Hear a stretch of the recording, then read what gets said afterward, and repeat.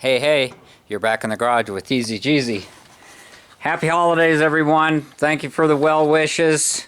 Thank you for all the love and support you've given me over the years. We're still crack-a-lacking over here in Colorado. This is my 69 Baja. It's a daily driver. It still has the stock heater boxes on it and gets the job done just fine. As long as the roads are dry, I'm driving that thing wherever I need to go. So, yeah. What have I been up to? Well, beginning of the year, we built this little transmission tester car, and it just turned into so much fun. It's unbelievable, and I never got around to doing some of the finishing touches to it, so that's what I'm working on now. We had a lot of fun building it. My girlfriend and I have this ideas from the buggy that I sold 15 years ago. Tried to buy it back, but was unable to. And so I wanted to incorporate some of the features that car had on it. I use these little 50-watt lights, and they just put out a fantastic amount of soft light. Probably not as good as some of the state-of-the-art stuff now, but at my age I don't drive that fast at night, and I thought it'd be an enhancement. Maybe at some point I'll put an LED bar someplace else if I start doing that, but I don't see that happening. But I do want some light in case I get delayed out there. I got my cutter brake here. I decided I had cobbled up these brakes just to get the car running. I had an early short spline drum on a long spline axle. I had used various spacers and so forth, and they just didn't really, they worked the way I expected them. Once you're almost stopped, they finished the job. But they didn't really, it took a lot more pedal pressure. I had several of these 22 millimeter master cylinders in my Horde brand new, and I'm trying to make this car with as much of the stuff that I had sitting around here. That old car I was talking about, I bought this. This is what I use for my brake line. I got this at a go-kart track. They were using it on all their go-karts, and it's a 3/16 nylon line, and I just figured since most of your aftermarket brakes come with an 1/8" pipe thread, including the cutter brake, I developed my own technique of using certain ferrules and pieces, trial and error until I got that. And they're still working in that car today, as far as I know. What else can I tell you here? And why disc brakes? Because with disc brakes you eliminate all these other little pieces and components.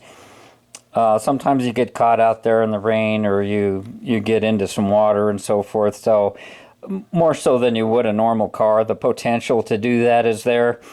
And you just eliminate all this stuff. No more adjusting brakes, and you eliminate all these moving parts and places for potential leaks. And I don't know, maybe I get some new problems, but I'm going to give them a try. The last set of brakes, aluminum hub brakes that I bought, were made by a company, CNC. They made a lot of pedal assemblies and hydraulic clutches, and of course the brakes, and probably a lot of other things too. But I used the 2-piston brakes, and they worked wonderful. But the companies closed their doors, are no longer in business, so that's not even an option. And I decided that I would try something new. I've been buying parts from Apple Tree Automotive, VW parts up in Michigan, and they've been real good about getting my stuff to me on time, so forth. So I have tried the EMPI cast disc brakes, and they work fine. I have them on my tub buggy, They've gotten a little rusty over time, but I just haven't stayed on it. And these two, even though they look nice and shiny now, they will get covered with brake dust and kind of turn ugly. I probably won't use the really cool hubcap that they have that goes on here. They have an O-ring seal, because when you're pounding around, I find out in the sand, these hubs are expensive. If for any reason that axle nut starts to back off, even though you're using a cotter pin or some type of retainer on your nut, I use these wide flange nuts when I'm dealing with aluminum, and then I'll probably put something like this on there, and just every couple days or whenever you come back from a hard run, I just see if the nut moves. And when you first put these things on, you really want to pay close attention to that, because you can tear up the hubs on a cast iron brake drum as well, and there's multiple problems when that starts to happen. And usually you feel it and know it before it stops you, but it'll get hot and mess things up. You can see right here where this part of the pad doesn't seem like it was even touching, and here on the inside it was. It's the wrong width pads. That's why I'm doing this. It's almost as believe it or not, it's almost as expensive to replace original parts with something new and fancy. And this has got the steel rotor. It's not all aluminum. I got the other side pretty much done. These, I think, came with the MP disc brakes that I got that had the emergency brake feature on them to help relocate that and change the direction. But I used it for straight. I had a special fitting that this would go into, and most pre-made brake lines, you gotta do stuff to make it work. This is the caliper adapter, very precise piece of steel. These are MP ball end 14 by 1.5 lug nuts. These disc brakes do not come with lug nuts, but they do come with 14mm studs instead of the wide 512 setup that Volkswagen used.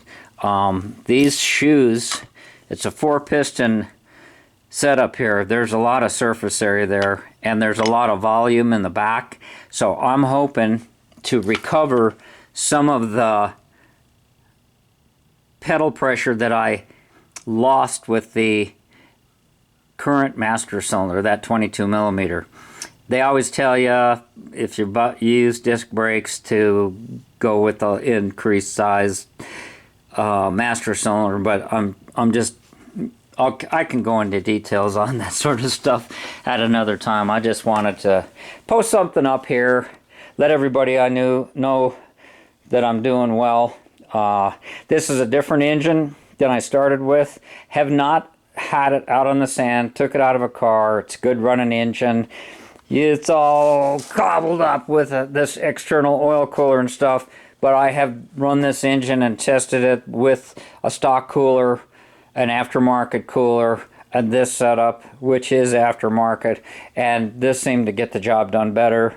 If you're looking at this fan and saying, oh, well, you're just going to blow air down into there, I don't plan on using that fan at all, but I want to have it with me. And all you have to do is reverse the polarity, and you can change the direction of the fan, and it will move the air this way instead of down and into the cooling system of the motor here. So yeah, I just putzing around. Let's go over here on the other side. In the middle of all the excitement, I had started tearing into a transmission, and that fell by the wayside.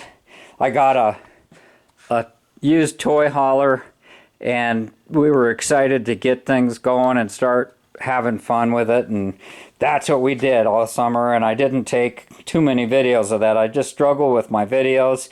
It takes a lot of time, and I'm getting used to everything and the new setups and things. So I only generally post videos when I'm doing something on my cars. But if you have any questions about what I've got here or something you're working on, leave it in the comment section and I'll try to answer you or make a video or, you know, something eventually.